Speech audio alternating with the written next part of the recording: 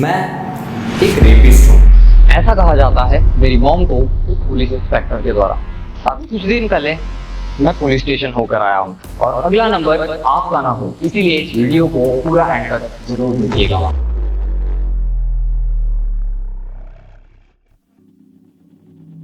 पंद्रह मई 2024 दोपहर का समय था, तकरीबन 12:30 बजे का। मैं अपने ऑफिस में काम कर रहा था। अचानक से मुझे मेरी मासी का कॉल आता है। मैंने उनसे कहा कि आप कैसी है, और वो ठीक नहीं लग रही थी। मैंने उनसे इस हड़बड़ाहट का कारण पूछा। उन्होंने मुझसे पूछा कि तुम इस समय कहाँ हो। मैंने उनसे कहा कि मैं अपने ऑफिस में ही मौजूद हूँ और काम कर रहा हूँ। उन्होंने कहा कि तुम जल्दी से सैलून आ जाओ। आप लोगों को बता दूं, मेरी मासी और मेरी मॉम ब्यूटिशियंस है और दोनों ब्यूटी पार्लर चलाती है। उन्होंने मुझसे कहा कि तुम जल्दी से यहाँ आ जाओ। मैंने उनसे कहा क्या हुआ। इतने में उन्होंने फोन मेरी मॉम को पकड़ा दिया, जो कि रो रही थी और बहुत घबराई हुई लग रही थी।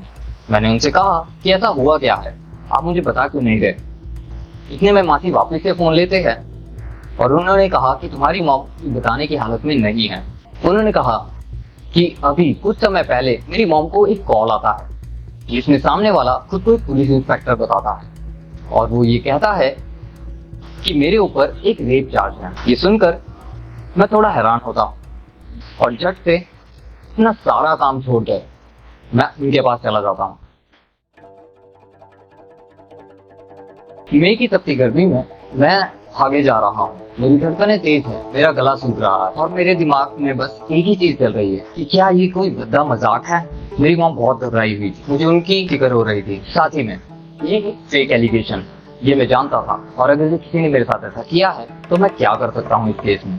खैर, मैं अपनी मॉम के पास पहुंचता हूँ। मैं जब उनके सैलून पहुंचा तो वहाँ सबके चेहरे उतरे हुए थे। मेरी मॉम ने मुझे देखा और उनकी सांस में सांस आई, वो रोई जा रही थी। मैं उनके पास गया, मैंने उन्हें हग किया, मैंने उन्हें पानी पिलाया और वहाँ का माहौल थोड़ा शांत किया। मैंने अपनी मासी से पूछा कि अब आप मुझे पूरी बात बताइए। उन्होंने आगे आके कहा कि अभी कुछ ही समय पहले तुम्हारी मॉम को एक व्हाट्सएप कॉल आता है जिसमें सामने वाला इंसान काफी रौब में कह रहा था कि वो एक पुलिस इंस्पेक्टर है। वो ये कह रहा था कि आपके बेटे ने, यानी कि मैंने, एक लड़की का रेप किया है। कि पिछली रात मेरे फोन से उस लड़की को कॉल किया गया, उसे बुलाया गया और फिर 4 लड़कों ने उसका रेप किया। मेरी मॉम ने पहले इस पर विश्वास नहीं किया। इसके बाद वो और भी इंफॉर्मेशन देने लगा। उसने मेरा नाम लिया। मेरी मॉम ये सुनकर थोड़ा सा शॉक हुई, लेकिन फिर उसने मेरे फादर का नाम लिया, जिसे सुनकर मेरी मॉम काफी शॉक हुई और वो ये कहने लगा कि आपका बेटा अभी हमारी गिरफ्त में है। उसने लोकेशन भी दी कि अभी हम इस थाने में मौजूद और आपका बेटा मेरे सामने बैठा हुआ है, हम उसका रिमांड ले रहे हैं। और इतना कहते ही उसके बैकग्राउंड में चीखों की आवाजें सुनने लगी, जिसे सुनकर मेरी मॉम बहुत ज्यादा घबरा गई। उन्हें सच में लगने लगा कि मेरे साथ कुछ गलत हो रहा है। इतने में उन्होंने फोन मेरी मासी को पकड़ा दिया और मेरी मासी काफी समझदार रही। उन्होंने उनसे और इन्फॉर्मेशन निकालने की सोची। उन्होंने कहा कि आप इस समय कहाँ हैं, हम अभी उस पुलिस स्टेशन में आ रहे हैं, आप हमारा इंतजार कीजिए। लेकिन वो इंसान कहता है कि आप ना तो ये कॉल काट सकती हैं, ना ही आप इस कॉल को होल्ड पर रख सकते हैं। और इतना कहते ही मेरी मासी ने कॉल काट दिया। ये उनकी समझदारी रही।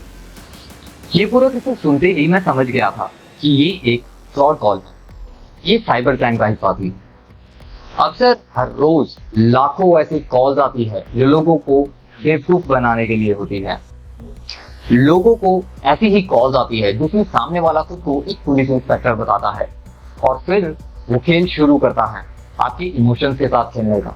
वो बताएगा कि आपका कोई करीबी उसकी गिरफ्त में और उनसे कोई बहुत ही गलत काम हो चुका है। वो मर्डर हो सकता है, वो रेप हो सकता है। इस केस में उन्होंने उसे गिरफ्तार किया है और अब वो उसके साथ कुछ गलत कर रहे हैं।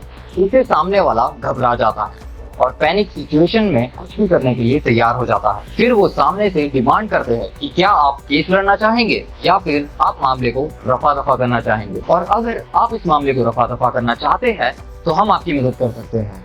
आपको बस हमारे अकाउंट में इतने पैसे ट्रांसफर करने होंगे और यहाँ पर ये लोग सक्सेसफुल हो जाते हैं हमें बेवकूफ बनाने में।